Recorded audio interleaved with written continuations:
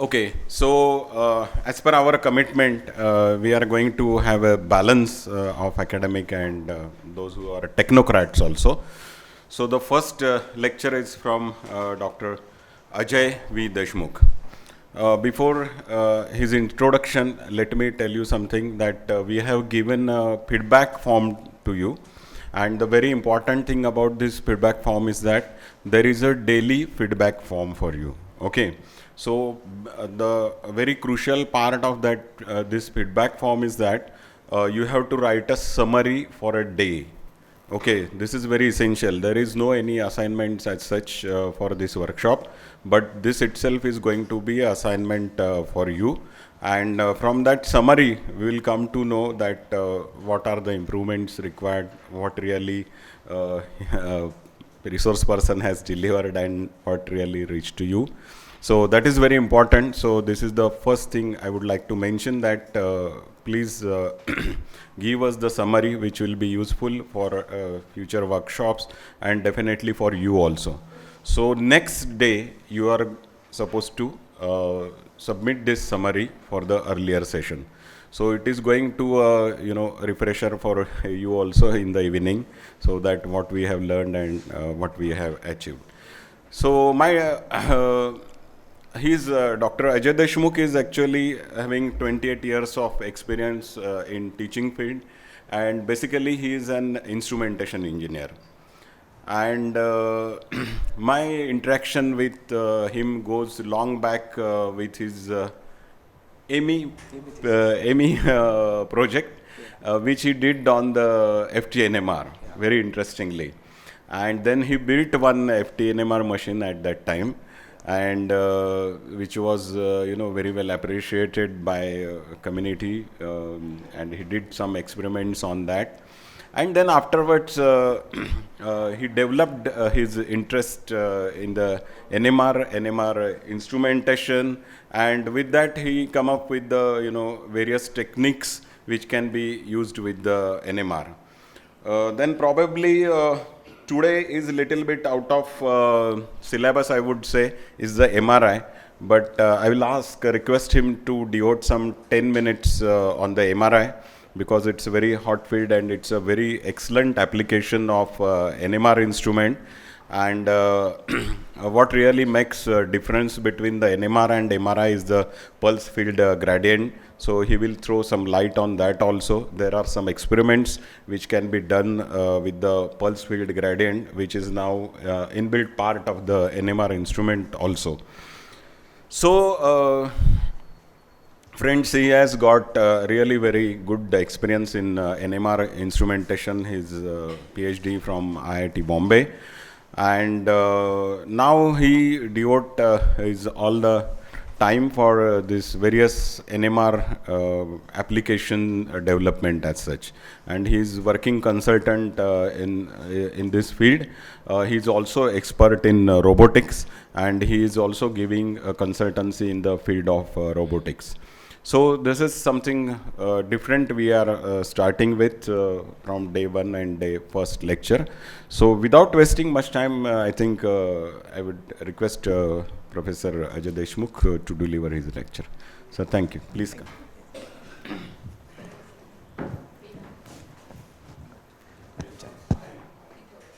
On this. First of all, very good morning to all of you. This is a very interesting interaction, I would say. Not from only my side, but those who are expert from different fields, they will be able to share their own views also. At the same time, I will put forth some of the issues in MRI and NMR specifically.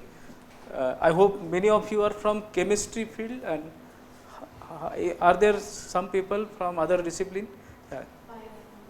Biomedic. Oh, biotechnology, okay. Pharmacy, very good. Pharmacy, yeah. Okay. So it is really good thing that other people are also there, because NMR has very wide range of applications in all the fields. Even though you put some other people from any discipline, they will have some NMR application. It is that wide. Okay. So I would say that this is my hobby since several years. Rather than working as principal and at so many places in 4 different colleges in Maharashtra and Gujarat also, and earlier in VIT Pune and Cummins College as professor. And basically, I believe that somebody like me should be more student as compared to anything else. And then I also provide a lot of input to industry through our IIT Bombay CEP cell, Karimo Group.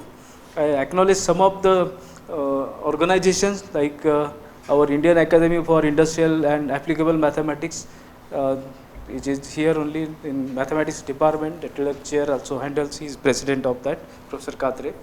Our IIT Bombay Karimo Group, Control Automation Reliability Group, where we offer some of the courses to industry.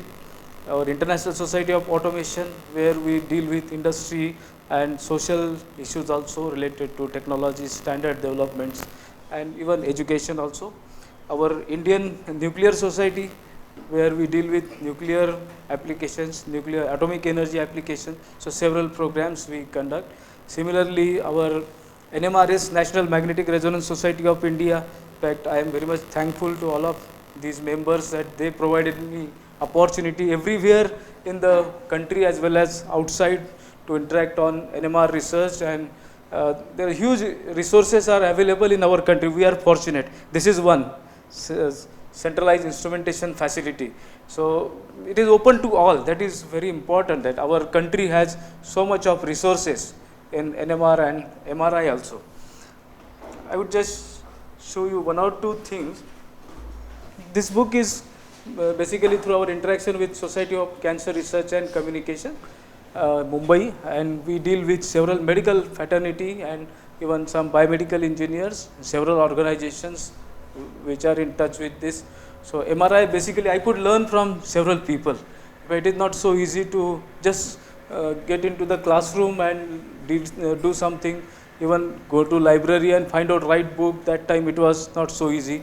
So some professors across the country and abroad also, they could send me some good papers. That time even email was just new to us. So you can imagine. So these two books I have contributed, and our NMR research is there. You can see there are like many students. I have so many companies as my students. So R&D teams and operational maintenance teams. So dealing with such kind of automation and all. So because they need a lot of input. Once we go to industry, every day there are different challenges. And presently I am independent director of this affordable robotic automation in Vadki. So industry definitely helps us in doing lot many things. This is just to highlight what I have done in IIT Bombay and Nanavati Hospital. In my lecture, I will cover certain things. It's a functional MRI. So we had access to clinical data set. In fact, my own brain images are seen here, and you can see the results.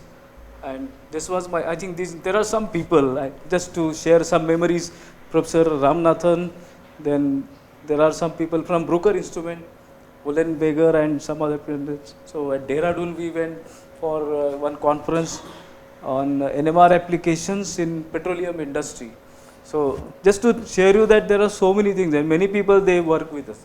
So we have a lot of interaction with other people also. This is our Society for Cancer Research and Communication meeting. You can see my professor, supervisor from IIT Bombay, Professor Gadre, all other team members. So there's a lot of interaction which has helped me, and I cannot forget that. This, of course, the times in VIT Pune, Vishwakarma Institute of Technology, some of the other visits like Lunar Crater, it is one of the greatest things in our country, and the efforts are to put academics, administration, research and industry together. I think this slogan which I have written, this is very popular thing, which I will start with this slogan again from the first slide of my lecture. This is what is very important thing for me. When I was reading seminar and I thought that this is the best position which somebody can assume as a student. It's just a background, not to introduce or emphasis on certain things, but some people can understand what are the activities we can carry out when there are so many people with us. Now coming back to our lecture, this session is specifically designed. In fact, I could understand very different points when I was traveling.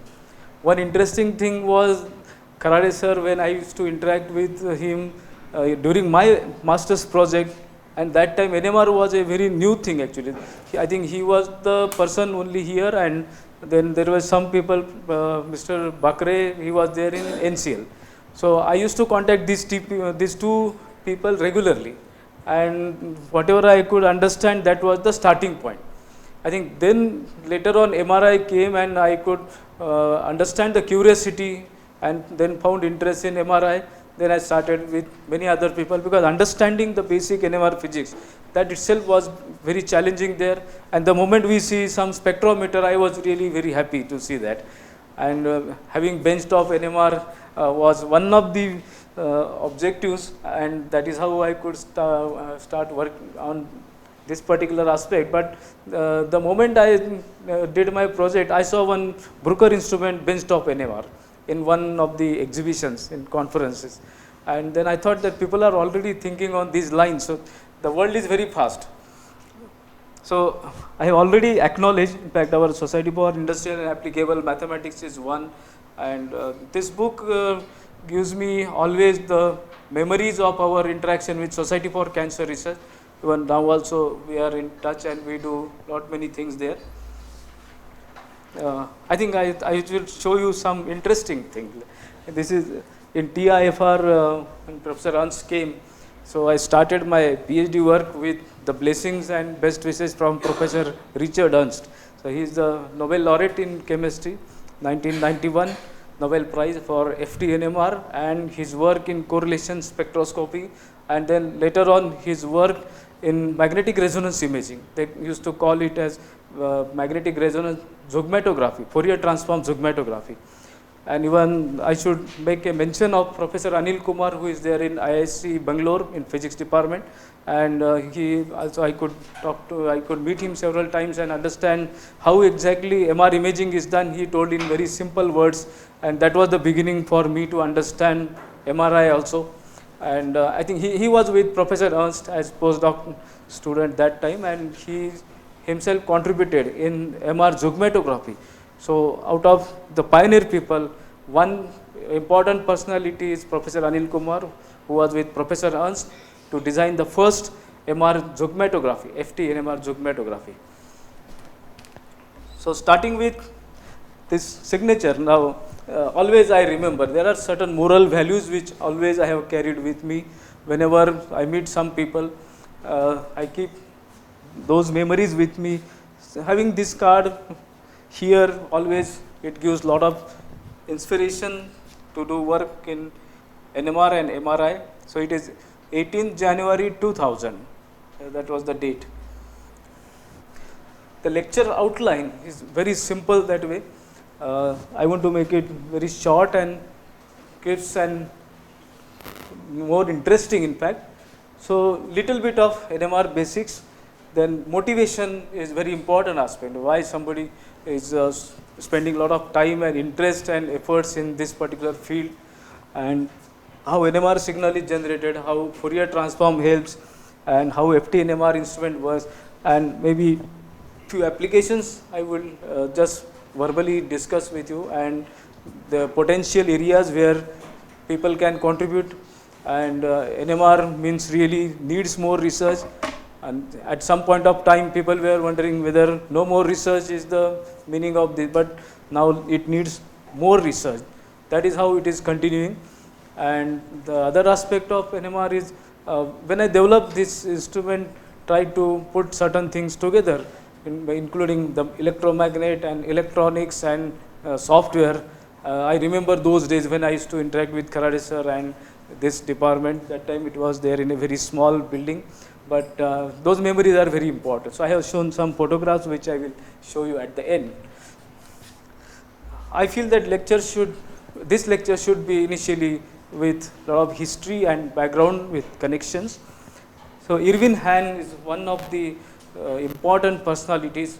When I met Professor Anil Kumar, he used to show me photograph of Irvin Hahn, because without Irvin Hahn, perhaps NMR or MRI could not have been developed, because he told about the 180 degree or 90 degree pulse and inversion of the signal again to the required intensity. So we used to again obtain the echo of a signal. So So when the signal decays down, we obtain the signal again back, and it can continue with few more cycles, so that the signal is available for more time. This is very interesting thing which is possible, and now in 2016 actually he died. But that particular slogan which I was telling you, there is nothing that nuclear spins will not do for you as long as you treat them as human being. In fact, whatever, even what samosa and other things we ate, it has also protons. Our human body consists of protons. A lot of water is there. So anything, whether living or non-living things, it has protons, and therefore what he says is we should treat them as human being, whether it is non-living thing also. So it is so important thing, and I have seen that sometimes these words are rewarding to us. Whenever we really start behaving, at least for some time, it is quite rewarding. So a little bit of history in this field. So basically Bohr's model in 1922, in 1913 he proposed, 1922 was the time when we understood the atomic structure, and people really started thinking about these protons, neutrons, and some other particles also. But things were not so clear. Even now also there are certain things which are not clear, like how neutron contributes into magnetic dipole moment. Similarly, how the electron, when it is changing the orbit, or whenever it is having some change in the direction as well as velocity, why it is not able to generate some radiations because of the smaller transitions in the level. Okay, when there are bigger transitions induced by some other forces, radiations, then it goes up, and while coming down it emits radiation. But as whenever it is moving, that itself is generating a very, very random pattern. We do not know where it is, and it should be able to generate some radiation. So this is an open problem, even it will lead to Nobel Prize now also. So I am just telling you, same condition even now persists for some of the problems, and we can understand the degree of difficulty of looking into the matter in this particular scientific manner. So quantum mechanical things and classical mechanics, these two things were mainly discussed. We can see absorption and emission spectra, these were of importance, and in 1924 in fact this Pauli's exclusion principle was also important. Now also we have to do a lot of work on these lines. So electron spins and proton spins, so these are some of the issues.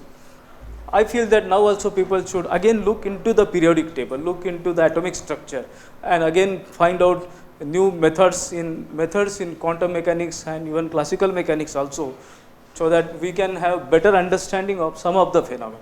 Now Otto Stern, this is one pioneer work, and we find that what he did is he kept a molecular beam in magnetic field, and he got basically 1943 Nobel Prize for physics. And what he did is he just understood that whenever this beam is kept in the magnetic field, and the magnetic field, either you change or keep it constant, there is some deflection of the beam.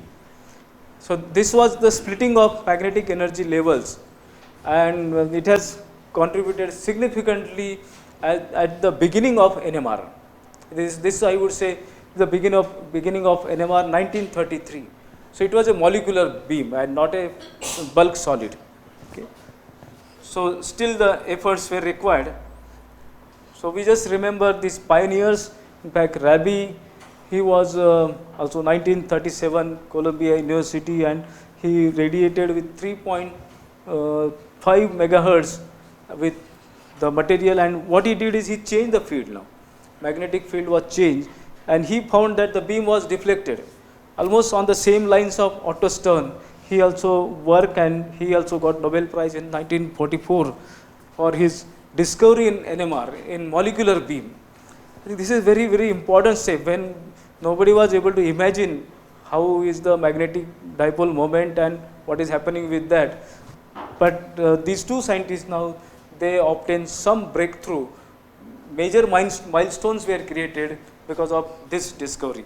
So we have seen that 3 people, they got Nobel Prize so far. Again, there are so many people. If you just see, now Gorter's experiment was very important, even though it was not a very clear understanding and some sort of failure would say, but this failure, it has given rise to so many good concepts. So therefore, this is very important milestone. Actually, he tried to observe it in solid, liquid and gases. And you know, solids and liquids, perhaps those were not so easy. Those were not tried by Gorter as the earlier Otto Stern and Rabi also. He tried for solid and liquid, but gases, molecular gases were tried by earlier people. But even though the signal was very weak, because in solids that time the signals were almost, it was not developed. This is the success story after that. With lot of understanding now, Felix Bloch and Edward Purcell, in fact Edward Purcell has his book on electromagnetic theory, and at the end there is one very good appendix. It gives some idea about earth field NMR. Earth field is 0.5 Gauss, and the NMR signal could be recorded even at such a smaller field. Just he took a water bottle and had a transmitter and receiver coil, and then he could record the signal. So this smaller discussion on earth field NMR is quite interesting. I think you can refer, this book is there in any library, in physics classified, maybe in some cupboard you find physics book of Edward Purcell. So in 1945 they did, actually Purcell did this work with paraffin wax, and then another water sample was also analyzed by Felix Bloch.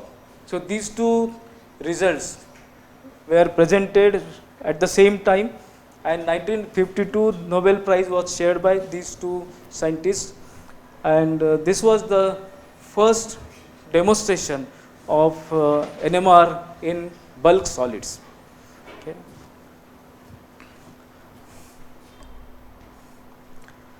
Now after 1942 and 52 Nobel Prize, you find that a lot of progress was made.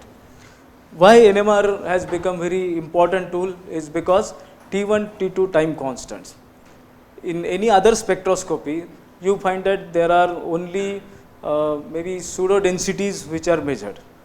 But in this case, you are able to measure other additional parameters which are specific to the tissues. So in normal tissue and benign tissues, cancerous tissues and non-cancerous tissue could be identified based on T1 and T2 values. So this is the first demonstration by Dr. Damadian. In fact, he did a lot of work, and perhaps he could be another person to get Nobel Prize, but it did not happen. But he was the first person even to develop the first MRI and started his company, Phonar Corporation. So he was one of the, I think, pioneer persons in the field of MRI and NMR. Perhaps without this discovery, T1, T2 are different for normal and diseased tissue. Nobody could have gone for further efforts in NMR research. So this has given very different direction, and then people thought that biological applications of NMR are possible. I think all of you are working in biochemistry or chemistry and pharmacy, even you deal with so many experiments. It is possible just because T1, T2 time constants are there. And then later on diffusion and perfusion parameters are attached, and we find that the intensity of this signal consists of several components. Maybe not only proton density, but it consists of T1, T2 parameters, diffusion and perfusion coefficients, and many others also. So this is very important thing which has made NMR very different as compared to any other spectroscopy. Only limitation is sometimes the sensitivity may not be sufficient, or sometimes the resolution, temporal or other resolution, these may be the constant, but otherwise everywhere it is applicable, and the nuclei has to be magnetic in nature. That means it should have magnetic dipole moment vector. There were some more things actually, the relaxation process, how the spin system gets excited to higher level and comes back to the original state. So how many magnetic states are there? Because this splitting of lines takes place or splitting of energy levels takes place only under the influence of a strong magnetic field. And either there could be half spin or 3/2, 5/2 spins, as you know the quantum mechanical description. So there could be different spins, and every spinning particle with magnetic dipole moment vector can participate in NMR. First of all, these are charged particles, but about neutron, as I told you, nothing has been understood so far how it contributes in magnetic dipole moment vector. Now, what are the problems earlier? In 1949, typically, people used to go for continuous wave NMR, where they used to adjust the frequency of sine wave, and then at a particular frequency, the absorption would take place. We do not know where it will happen. So people used to go on tuning it for several hours, 3 to 4 hours, and then also they could not record anything for the nuclei like carbon-13, because carbon-13 has a very weak signal, and the number of nuclei per centimeter cube may be very less as compared to other nuclei. So carbon-13 was the difficulty, and then there were some other technologies coming up like Fourier transform, infrared instruments also. So Fourier transform was supposed to be applied to different areas that we do even in engineering also. So we go on varying frequency sometimes and record the output, then find out the ratio of output and input at each frequency. We call it as magnitude plot in our control engineering or signal processing. There could be frequency spectrum. So similar ideas were coming up, and Fourier transform was mathematically developed technique. So how do we apply? Because that time computers were not so good. Even I will tell you 1991 story. I was running FT algorithm, Fourier transform, fast Fourier transform algorithm, and even after 3-4 hours also I could not see anything on the screen. And then I was thinking that there is something wrong, which I am not understanding. So on 14th August 1991, I started working again on the same software, FTNMR, and I wrote this code in C language and assembly language, and we till morning it was not running. I was just thinking that let it come up even after 4 or 5 hours. So we went for tea, and after coming back we thought that there is a spectrum which is seen now. So in the morning after 6-7 hours the algorithm was running, and then I got the spectrum. But that was the situation in 1991. So you can imagine what will be the condition in 1967 when Professor Ernst he applied a bunch of frequencies to the spin system and excited it with multiple resonances, and he could record the spectra and got Fourier transform to understand what are the different components. So applying all the frequencies together, this has some advantages. This has Pellet advantage is one, and multiplexing advantage. There are several advantages which comes because of this, and then the signal intensity which comes out is very strong as compared to continuous wave spectra, and this is then useful in carbon-13 like experiments, and later on even for water proton applications it was found to be very much useful. So Fourier transform, even it continues today for MRI as well as NMR as the basic transformation tool for getting the spectrum. So I think that is how Fourier comes in picture, and Professor Ernst comes in picture, that he first time thought of applying Fourier transform to this NMR application, and then Varian Associate was the first company to develop this. Like when I asked Professor Ernst during tea time, and he told me that Varian was working on some gas filled tubes, and that time there was nothing like NMR, and all those things were just in thought process, and slowly they went into this and other people joined, and Varian Associate was one to develop FT-NMR instrument which was proposed by Professor Ernst. He was telling me how to deal with companies and all, and how R&D things could be transferred to companies, what are the issues and all. I think these are the points which I could discuss with him in INSA, New Delhi during a conference. He is Dr. Damadian. Okay. T1, T2 relaxation times are different for cancerous tissues, and as compared to normal tissues, you can understand that. This is very important application. So whenever we want to go for cancer detection, probably MRI is the very good tool, because T1, T2 are the parameters, and there are some other things which also come. Maybe other spectroscopic techniques are also good, but MRI is very interesting as far as this kind of detection is concerned, because it gives rise to MR spectroscopy also. That means in the whole 3D brain, you can find out chemical composition at any location in the brain. This is very interesting, and therefore NMR is very much powerful as compared to many other techniques. In fact, I am fond of this technique because it has multiple applications. I will tell you later on. In MRI itself, there are so many applications. In NMR itself, there are FT-NMR instrument which you have. It can run several applications in different areas, not only in biology or chemistry. So Paul Lauterbur was one. Actually, he got Nobel Prize in 2003 along with Peter Mansfield, because I thought a lecture cannot start without remembering these people who have contributed significantly, and one must understand their work in order to apply it in the other frontier areas today. So zygmatography, the name was given, and he told that gradients could be applied. That means spatially varying gradients, magnetic field gradients have to be generated, and then those will lead to some sort of imaging methodology.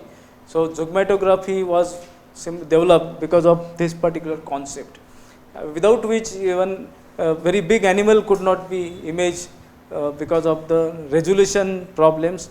But whenever we apply gradients, the resolutions which are of very higher order are possible, and therefore today we are able to image this. When I asked Professor Ernst, he was telling how he started thinking about MR imaging. He said there were PIPO shows.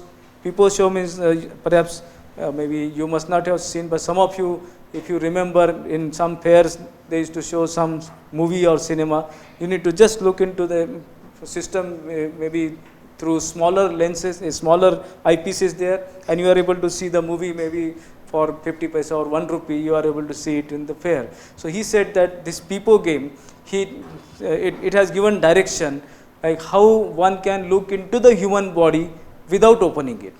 I think that was the concept which he applied, and he could come out with a very good NMR or MRI technique. So Paul Lauterbur, he was the first person to tell about gradient, and he did a lot of work in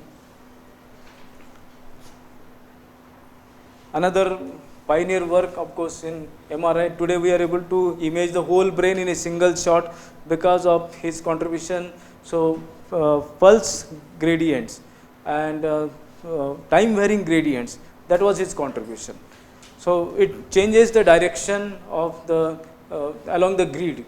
So how the cursor can come back to the original system in MRI imaging, that was the method which he developed. So applying a single pulse, otherwise every time new pulse has to be generated. That was the problem. But because of his method, just apply one pulse and whole brain will be imaged. So this was his contribution, and it is called as eco-planar imaging. I think eco-planar imaging is very important tool in MRI today, and most of the sequences used for functional MRI or for whole brain recording are basically using this kind of fast spin echo sequences. Now little bit on the physics part of this, how the signal originates. In a very simple term, I would cover this.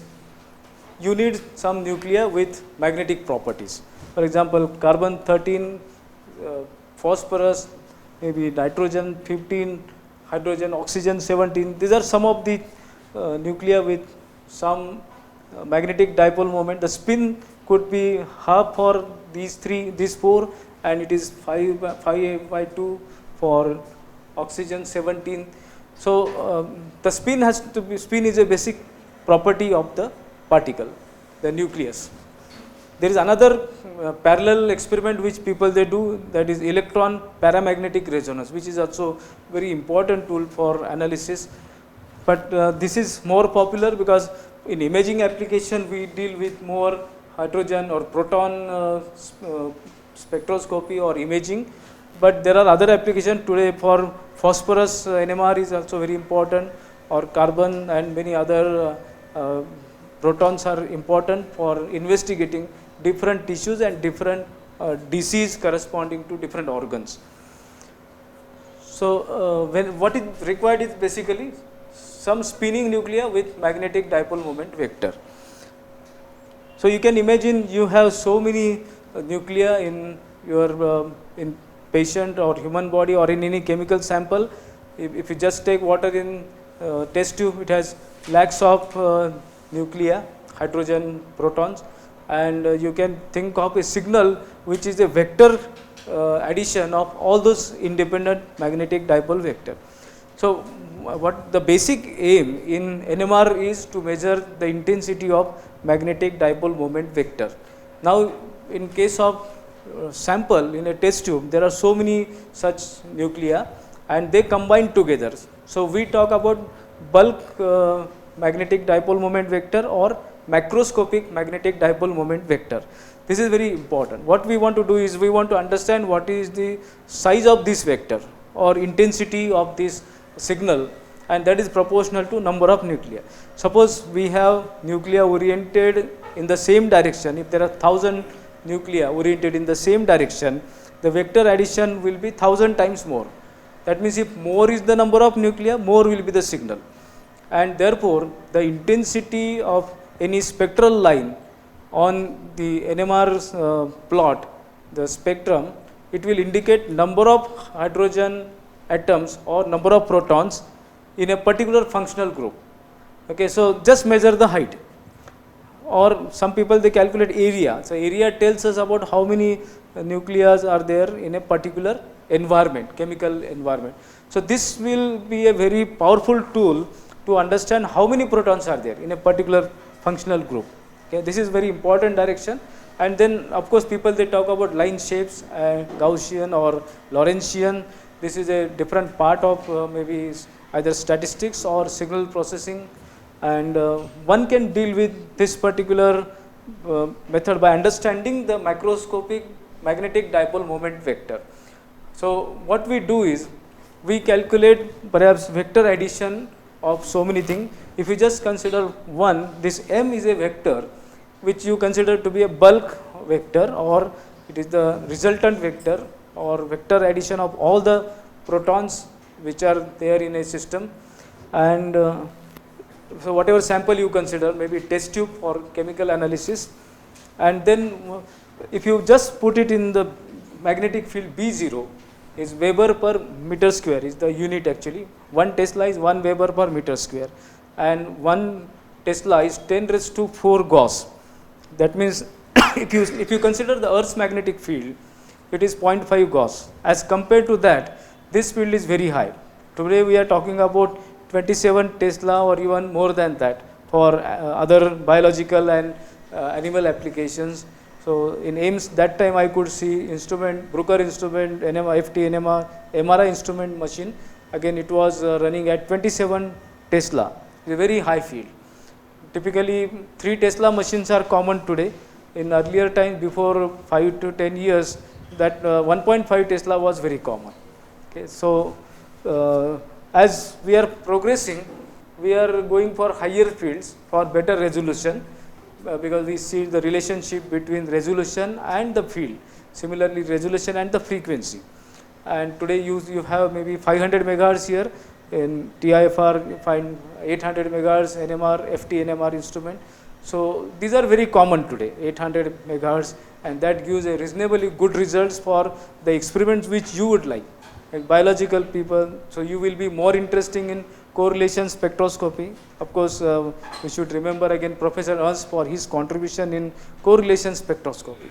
Okay, so, the 2-dimensional or multi-dimensional NMR is another area of research where lot many papers used to be there in some of the conferences. Maybe some of those experiments could be useful to you. So, what we do is this particular vector, it will precess under the influence of magnetic field. One simple analogy is this fan. Now, this is very well supported, but you see in some of the fans which normally you find it on bus stands and all. So the fan, the rod itself will precess. Okay, and why it is doing so? Nobody must have thought this. Why the rod is also moving? See, there are two forces. So rod will move unless there are two forces on it. One is the Earth's gravitational field, and the other field is because of the tangential force that is acting on the periphery of this fan. It's a mechanical force which is given by electrical motor, and these two forces combine together, so the rod also precesses. Similarly here, instead of gravitational field we got magnetic field B0, maybe 1 Tesla or 1.5 Tesla, and this magnetization vector, now it has slight angle with this.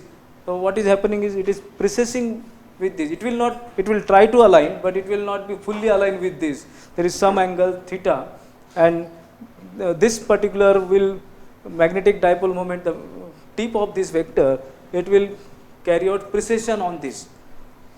So theta is one thing, and the velocity or angular velocity omega, and this omega is proportional to B0. The constant is gyromagnetic ratio or magneto-gyric ratio. So this is a very popular relationship which is called as Larmor relationship. So this Larmor relation is basically the relationship between field and frequency. As you increase the field, the frequency is also increasing, because gamma is the property of a particular nucleus. So different materials will have different gamma values. So we will have the relationship based on that. So the slope of the line which governs this omega and B0 is dependent upon the material. For example, for water, it is maybe at 64 megahertz around, it is 1.5 Tesla. Okay, so you can find out with this particular thing, you can find out gamma for water, and then you can also establish the whole line. So given B0 or given omega, you can find out the other variable. So this is called a Larmor precession. Now what happens is, whenever this is precessing, now there is a projection onto XY plane. Basically this is Z plane, this Z axis, this is X axis, and the axis that is perpendicular to this is Y axis. So you can say there is XY plane, and there is a vector which is almost trying to become aligned with this, but it has some angle, and this angle could be changed later. So what can happen is, you apply a radio frequency pulse. So in magnetic field, if you just keep some sample and apply radio frequency pulse of 100 watts or higher than that, 100 kilowatts also sometime, then if the fundamental frequency matches with this along with some other frequencies which are resulting into the absorption, this particular vector will flip here. Okay, and then it will also carry out the precession in the XY plane, and this coil can pick up the signal now. Now why we are doing this? Basically, after studying NMR, somebody finds a question, why we are bombarding with radio frequency pulse. So the reason is, we are not able to measure static magnetic field. Even though this theta is very small initially, it is almost maybe 1 degree or very small whenever there is no radio frequency pulse we apply. So it is trying to get aligned with this. So whenever it is in this direction, the direction is not changing, and even the amplitude is also same. So it is very difficult to measure a constant magnetic field. But now as you apply radio frequency pulse and flip this particular thing in XY plane, now you get something which is rotating, just like a simple harmonic motion, and you are able to capture the magnetic field using this coil, which is kept either along X axis or along Y axis, and you get a signal. Now as this is a simple harmonic motion like thing, you expect that it will generate a sine wave, and if I put another coil here, it will generate a cosine wave out of 90 degree phase shift. So there are two coils sometimes, or in some cases there is only one coil, but it is the phase sensitive detector is there, or quadrature detection is done with electronic circuits where phase shift is introduced. So then in that case you need only one coil. So there are certain instruments where two coils are there along two different directions, or there could be only one coil. Now at this particular moment we understand that it will generate a cosine wave or sine wave of uniform amplitude. But now the problem is, this magnetic field is not so uniform, and as we have seen the relationship omega and B0, if there is slight variation in the magnetic field, there will be change in the resonant frequency, and therefore because of this there is a dephasing of the signal, and the signals will start subtracting from each other because those are out of phase, and therefore the signal amplitude goes down. This is one thing. The second reason is you have basically molecular interaction. It is not a single nucleus which is isolated, but there are so many molecules together, and that gives rise to some other complex interaction which cannot be understood so easily, but that results into some sort of dephasing, and we get a signal which is a damped sinusoidal waveform. So the equation of this is e raised to minus sigma t multiplied by sine of omega t. It's a very simple, or cos of omega t. It's a very simple equation, and if you measure one in this direction, other in this direction, you get something like e raised to minus sigma t multiplied by e raised to j omega t, which is a complex sinusoid. Okay, so you got real part as well as imaginary part, and later on I will tell you that you also get across some signal processing issues where you have better, even in mathematical sense also, it is better to go for analytic signal. Therefore, you have quadrature detection, one in one direction, other one is 90 degree direction along y direction or x direction, and combined together you got sine and cosine waves multiplied by some decaying exponential function. So most of the NMR lines are basically, when you transform it using Fourier transformation, you find that those are Lorentzians, because Fourier transform of exponential decaying function is called as Lorentzian, and otherwise they model with Gaussian also. So this is the reason why we are talking about this model. Now flip angle, somebody has to understand how this is contributed. One is this gamma, the other one is B1. B1 is different than B0. B1 is the magnetic field because of the radio frequency pulse, and therefore this B1 is more responsible for flipping of the magnetic dipole moment vector. So gamma plus B1 and the time over which this pulse lasts. So pulse duration. If three factors are multiplied, then we can get the value of theta. It is a very simple mathematical equation, and this you do in so many experiments, maybe in inversion recovery sequence, or you do it whenever you want to apply 90 degree pulse. So what do you mean by 90 degree pulse? So a pulse which is providing theta equal to 90 is called as 90 degree pulse. The Larmor frequency and the frequency at which resonance takes place, it has the condition that the frequency which you apply and the precessional frequency, it must match. Yeah, then only resonance takes place. Yeah. So matching has to take place. That means we have to select radio frequency pulse in such a way that it has the pass band which is matching with this particular precessional frequency. Okay. But now precessional frequency of one nuclei is okay. There are multiple nuclei. So we see that the whole bandwidth is covered. Yeah. Now of course signal could also be obtained by estimating the gamma effective, gamma excitation, and multiplied by B0 upon capital T. But I am just giving you this relationship just to understand that it is possible to estimate what theta values you get and what kind of signal intensities which you get out of NMR experiment. So I think there are similar relationships, and what is more important is again the coil geometry and how close the coil is, what is the filling factor of coils. So there are different methodology. Even in MRI there are so many different coils. For example, there are surface coils for getting maybe wrist signal, or always there are no squirrel cage coils. Some coils are very close to the surface in order to have better filling factor. So this gamma effective will also be affected by such applications. So noise, of course, I am not going to discuss this, but it is very commonly understood factor. Number of averages. In case of MRI, we call it as number of scans, but in case of NMR, the number of averages are important because that will give rise to a signal which is maybe improved by square root of capital N. So temperature is also important. So at lower temperatures, it reduces T2 and it reduces to a loss of the loss in SNR, signal to noise ratio, is also reduced. So very high temperature, this is a temperature sensitive instrument again. In recent discussions of our Cancer Research Society in Mumbai, it was made possible by a technique for discussing. So while discussing, they were telling that a cancerous tumor could be understood much better and could be treated much better, because now we are able to measure the temperature of the cancerous tissue in a three-dimensional space by using MRI.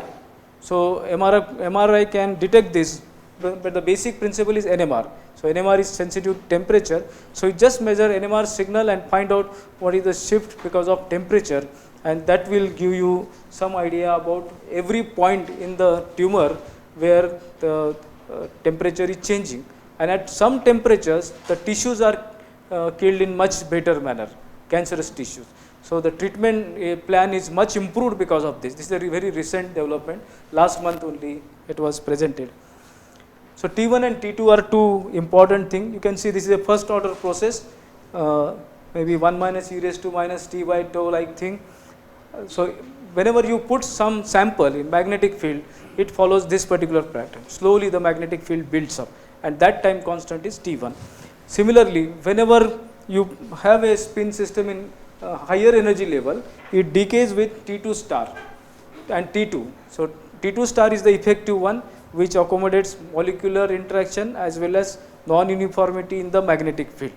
And T2 is the basic definition. In fact, T2 star we use in functional MRI for getting contrast in the brain signal in oxygenated and deoxygenated blood, and glucose consumption could be understood.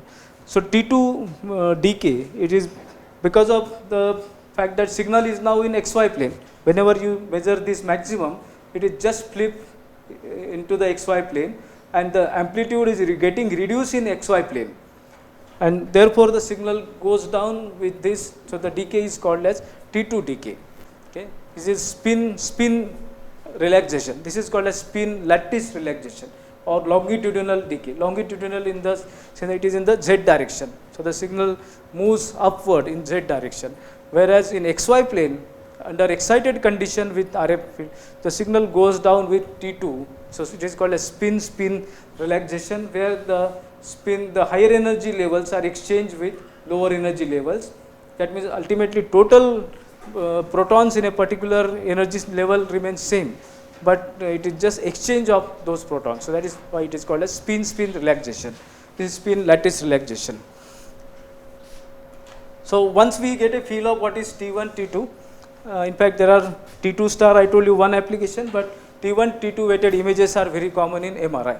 So whatever we get bright on T1 weighted is found to be dark on the T2 weighted image, and T1, T2 combinations we can generate. So a pulse sequence takes care of generating T1 weighted or T2 weighted or diffusion weighted or any particular images. I am giving references in MRI also, because some of the techniques which are there in NMR could be much useful in MRI. So T1, T2 can differentiate between normal and benign tissues. At the same time, it will differentiate between organ to organ or from sample to sample. It can change. So if there are different functional group, maybe you find different values, and you get a signal which could be analyzed for understanding what is there in the sample. Now only proton signal is not sufficient for characterizing the whole properties of a sample.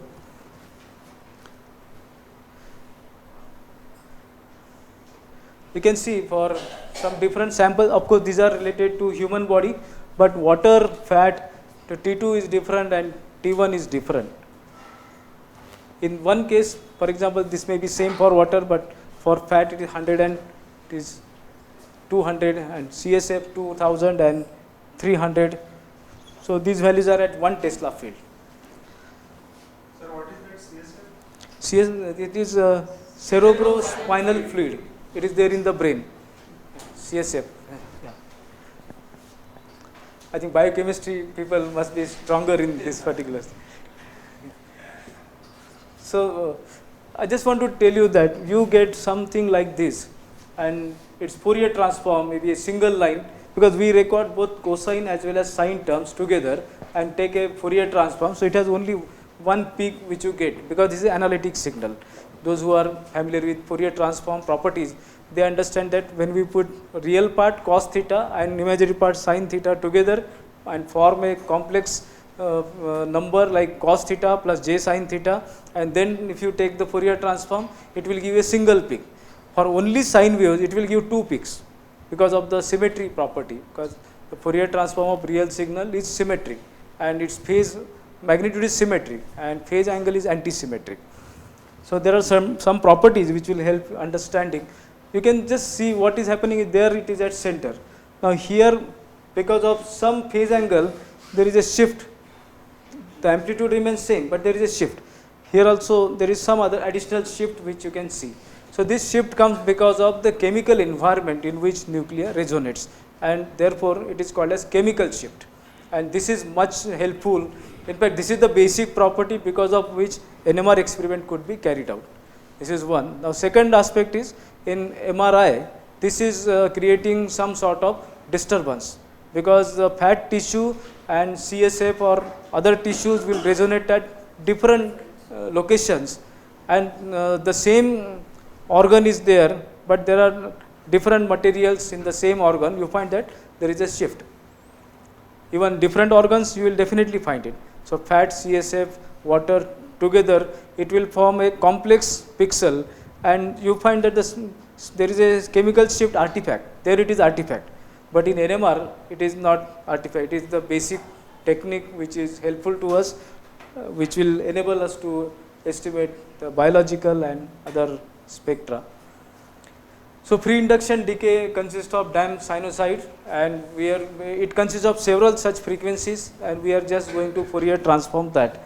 So it is called as FID, free induction decay. Up to this, it is very common to NMR or NMR. This is or FT NMR also. This exponential, which is Lorentzian shape, is very simple initially. Let us not go into several other aspects of mathematics. So there are so many other requirements. Now when we talk about electronics, 16-bit or 12-bit at least, that time in NCL, when I used to meet Kharade sir, then I also used to go to NCL. They used to show me very big boards. So, and those boards were so big that you need to lift it and put it in a rack. So such a big electronics was working that time. But now it is very small. I will show you even in 1991, whatever I developed, it's a very small card which can fit into the PC slot. So time required was also important. As I told you, computers were very slow. Today we are in industry 4.0, so computers are fully established, and because of which we can think of these cyber physical systems. In industry 3.0, only computers were there. Before that, only electrically driven factories. Before that, only water driven or steam driven machines and factories. So today electronics is not a problem, it is readily available. So you are lucky that you can easily develop electronics for a spectrometer. So there are several signal processing methods, apodization, the zero padding and zero filling procedures. So it gives rise to some Gibbs ringing, and then perhaps we need to apply a window function. You can see this is non-zero, but as we apply a window here, we are truncating this particular FID, and this is getting smoother now. There is some noise. So Gibbs ringing means the moment you suddenly truncate some time domain signal, it gives rise to oscillations in frequency domain. This is called as Gibbs ringing or Gibbs artifact or Gibbs phenomena. This is coming from our signal processing term. So then you can work out maybe SNR and other things. I am not going to cover those in much detail due to time constraints. But this is how you can represent the signal, and it is damp exponential, as already I told you. See, if you record with only one coil, this particular arrangement will help us. The same signal goes to maybe this system where 0 degree phase shift is added, and another system where you get 90 degree phase shift. So instead of detecting X and Y signals, you detect only signal along X direction, only one coil. And after amplification, you just give it to A to D converter, so that becomes real part. The other part is going through 90 degree phase shifter, and it is just like obtaining the signal from a coil located along y direction, and combining together so that is digitized, this is also digitized, so you get real FID and imaginary part of FID. You put those things together, cos and sine terms, and of course it is with damp multiplication by damp exponential signal, and you get a real part as well as imaginary part separately, which are stored separately. Normally those are not combined in computer, those are processed separately, but how to put those together is a part of our digital signal processing. So line width, it is 2 by T2. If more is the T2, the line width will be less. We want to have very sharp lines, so width has to be smaller. Otherwise, there is a lot of overlap of the lines. Fine multiplates are there in the spectrum. Basically, T2 cannot be realized so accurate, so it comes basically T2 star. T2 star could be obtained from T2 and molecular and T2 non-homogeneity. So 1 upon T2 star is equal to 1 by T non-homogeneity plus 1 by T molecular interaction. Okay, so this particular relationship gives T2 star. So it can give a single line shape, but depending upon environment, you get a complex FID, and then you can make Fourier analysis to get a spectrum which tells you what is the chemical environment and how many protons are there in a particular environment. So chemical shift, as I told you, I think these are very important even in NMR and MRI. One example of this ethanol. Today ethanol is very popular. If something is not sold, then ethanol will be definitely sold. That is the market status. So that's why I am telling you about ethanol. And there is a triplet, and you can see quadruplet is also there. So perhaps you are more familiar with this kind of understanding of the spectrum. Even our brain MR spectroscopy, so they are familiar with lactate, then creatine, and N-acetyl aspartate, so choline. So this kind of thing. Choline is a cancerous marker. So the moment you find choline peak very high as compared to other peak, then it is cancer, which immediately somebody can detect. So I was just telling you 3.2 ppm is a sign of dangerous diagnosis for cancer. Of course other things are there, and in brain there are so many amino acids also. I have seen the spectrum of mango also, where we can identify defective mangoes and the mangoes which are very good for export quality maybe. So the spectrum differs whenever we have defects in the tissues. The environment could be understood by this sigma factor. So it is shielding or screening constant. So these are the parameters, or J coupling, you are familiar with those things. So people have a lot of understanding about what kind of environment it is and how it affects. So the reference and this omega, so this kind of definition is there, so you can understand what is the chemical shift. That means one can easily understand that. I am going to show you something like this variant. Similarly, you got here Bruker NMR, and of course this is a magnet. Somebody told me that if you want to reduce the cost of NMR or MRI, you eliminate the magnet itself. But that is not possible.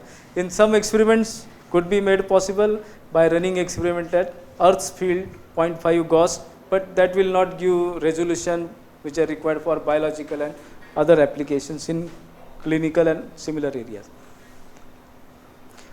So what do you mean by Fourier transform NMR? Basically today all the instruments are Fourier transform instruments.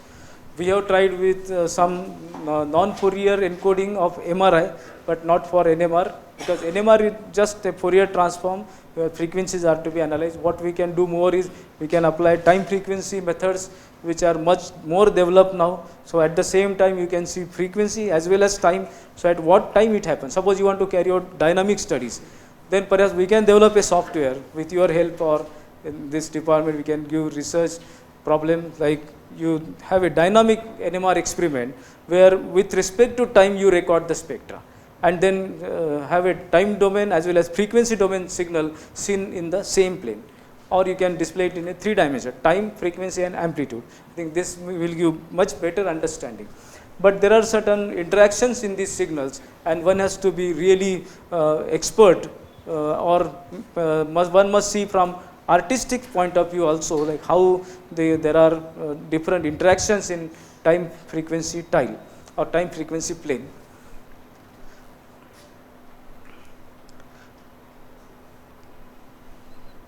So somebody can easily process this and obtain a spectrum. You record FID and obtain Fourier transform after digital filtering, and then you get a spectrum which you can calibrate. And what you can do is you need to have tetramethylsilane. I will tell you why it is required. But this is a general system now. Earlier there were electromagnets. In fact, I will show you how I did electromagnet. I will show you the picture of that, and some microcontrollers and power supplies for magnet and sample holder, signal detector, and then you can record a spectrum. It's a very simple system, but not so easy for implementation. You can see FTNMR instrument. It consists of a pulse generator, of course magnetic field, sample holder, electronics, amplification, RF transmitter and receiver.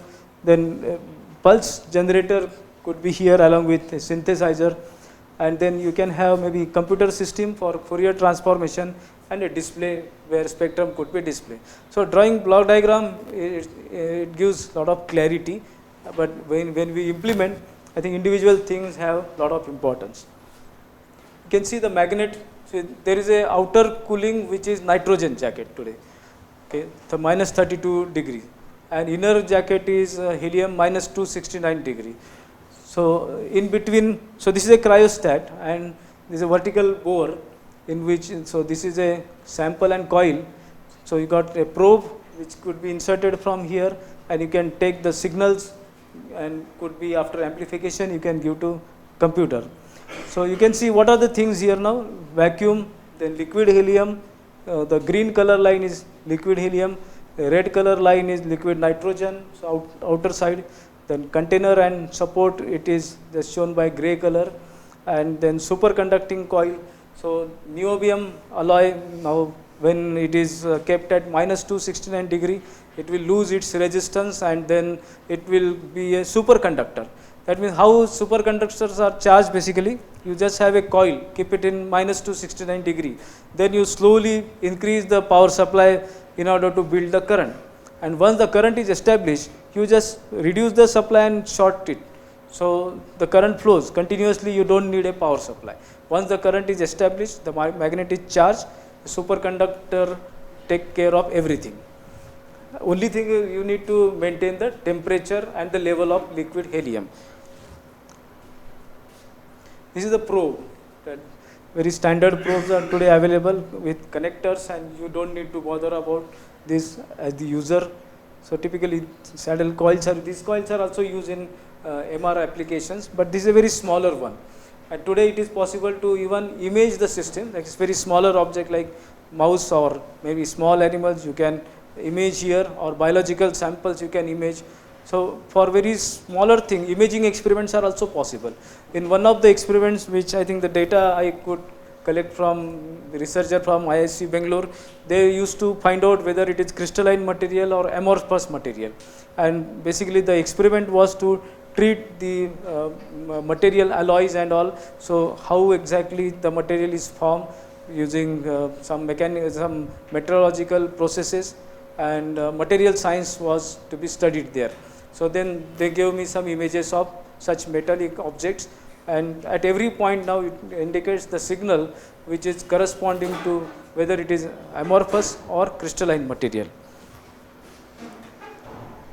This is the sample probe, very small tube which you can see whenever you visit the lab. The role of tetramethylsilane. So this silicon and CH3, this bonding, so there are 4 bonds which you can see there. So this silicon TMS is resonating at, it will resonate at 0 ppm. That means it will, see the shielding is such that, why it is doing, the shielding is such that it will not be getting exposed to any shift. It is completely shielded. So therefore, tetramethylsilane will resonate at 0 ppm, and this could be the reference, and all the other shifts are plotted to the left hand side of the spectrum. And another advantage of tetramethylsilane is you can put this in the sample and it will then automatically gets removed, so it will not affect the original sample. I am going to show you some certain things which I developed that time. So this is a magnet. I think I know that I used to cut this iron piece with hand hacksaw, and then welding we did, and there was a surface which was coated with insulator and paper, and then the coil was wound.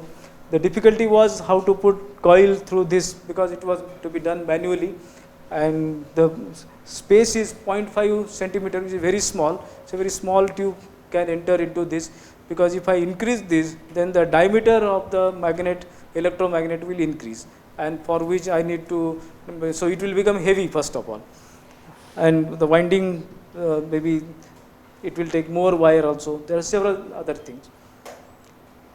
This picture is not so clear, but this was the block diagram which I implemented. This is the magnet, this is the tube, then the Robinson oscillator detector, then there is a pulse amplifier, then you find current stabilizing circuit for the magnet and power supply, then you got some electronic circuits, audio amplifier. See, what I could understand that time, how to convert radio frequency signal into audio frequency. In fact, that time in lectures we used to listen that the signal is audio signal. But now how it comes audio, when we are talking about RF every time, how it comes to audio, and whether audio amplifiers are required for this. So then we understood that there is a detector and demodulator which will cause addition and subtraction of the signals. What we do is we put a band pass filter. So the addition of frequency omega 1 plus omega 2 will be eliminated because of this low pass or band pass filter, and the subtraction omega 1 minus omega 2 will be fitted into this. So this omega 1 minus omega 2 is falling in the audio frequency signal. That means in several kilohertz.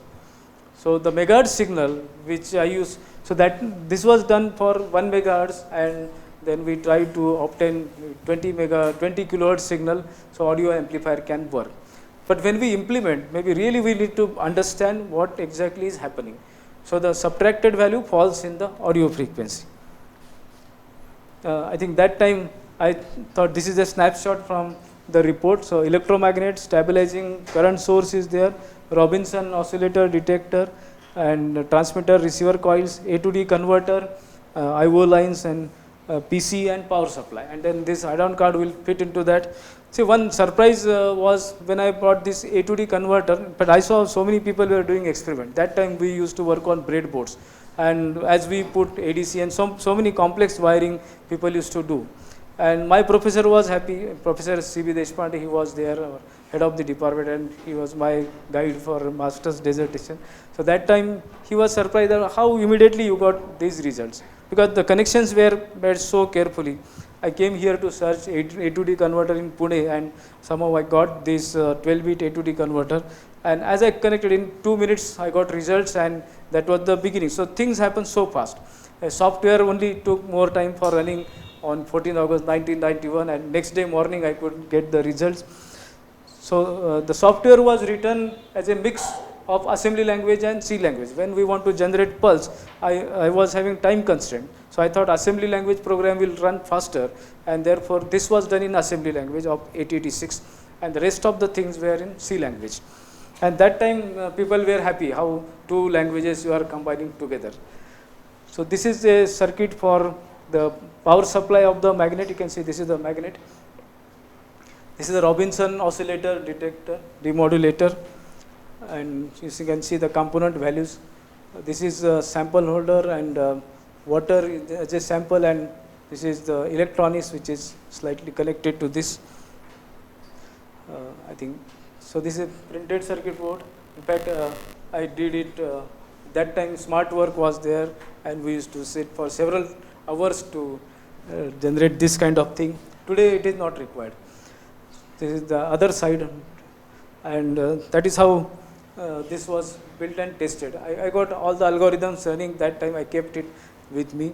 and then started with MRI, because after that I went for one conference and then somebody was presenting on MRI, and I thought that this is very interesting. At that time, how exactly radon transform, a 2D inversion of Fourier transform, what is tomography, and all these were the issues which I had to learn quickly. And then I thought that in IIT Bombay I can do this work. There was no direct provision, but then I told my professor, Professor Gadre, so he said initially you are instrumentation person, so maybe somebody else can do this. Then I went after some time again, I want to work with you, and he said yes. And there was a collaboration with Cancer Research Society in Nanavati Hospital. I could interact with several people in National Magnetic Resonance Society of India.